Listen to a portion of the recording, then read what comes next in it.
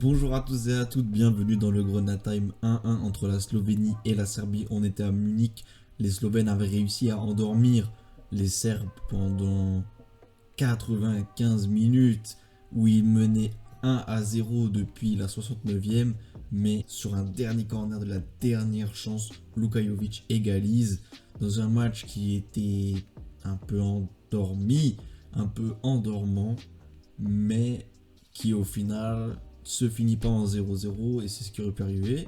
Mais au final, les Slovènes continuent à être une équipe crédible pour leur deuxième Euro de leur histoire. On voit ça après le générique.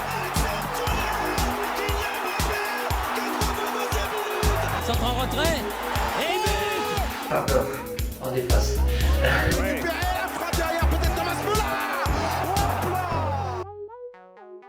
Nous étions donc à Munich, un 4-4-2 pour les Slovènes et un 3-4-1-2 pour les Serbes. Pas de changement dans les compositions pour les Slovènes. Et pour les Serbes, Dusan Tadic est des titulaires cette fois-ci. Au niveau des statistiques de fin de match, elles sont plutôt équilibrées. 44% de possession pour la Slovénie.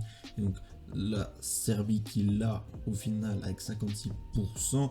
10 tirs pour les Slovènes, 14 pour les Serbes et 4 cadrés de part et d'autre. 4 cadrés de part et d'autre, ça veut dire qu'il n'y a eu pas d'énormes occasions. Les seules occasions, c'était à la 38e minute.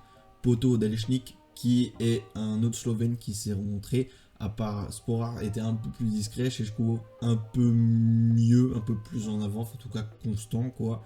Et Elchnik, le numéro 10 des Slovènes, s'est un peu plus montré et a trouvé le poteau donc à cette 38e minute. Et après, au sorti des vestiaires, la prochaine grosse action, c'était à la 69e minute. C'est le but de Krničnik qui a marqué un vrai beau but. Il est dans sa moitié de terrain, il récupère un ballon qui remonte à peu près jusqu'aux 40 mètres. Après, il renverse le jeu et il continue sa course. Vraiment, il continue sa course au deuxième poteau. Pourtant, les Serbes sont en supériorité numérique dans l'attaque, mais il continue sa course. Et comme Sporar occupe quelqu'un dans la surface, il aspire les défenseurs. Et lui se trouve tout seul au deuxième poteau. Et donc, il commence dans sa moitié de terrain et il finit deuxième poteau. Le but est très beau. Le but montre de l'envie. Le but montre que la Slovénie est crédible. Réaction des Serbes 2 minutes après.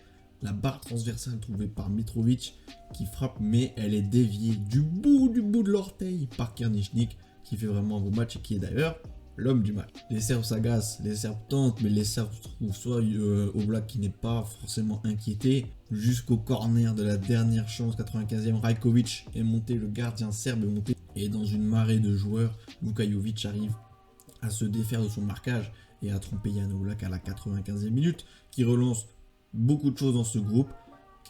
En tout cas, les Serbes ont toujours 2 points, ils peuvent candidater toujours à cette place de meilleur troisième, mais ce sera difficile puisque ce sera contre l'Angleterre. En revanche, les Serbes ne sont pas morts, ils ont évité de une poignée de secondes la mort, mais par rapport à l'intensité qu'ils avaient mis face aux Anglais, on peut être que déçu et se demander, franchement, est-ce que c'est pas l'intensité qui est mise par leur adversaire qui leur donne du jus, mais qui leur donne moins de jus, puis ils ont perdu contre l'Angleterre, et là ils ont perdu avec beaucoup moins d'intensité, enfin ils ont fait nul contre les Slovènes.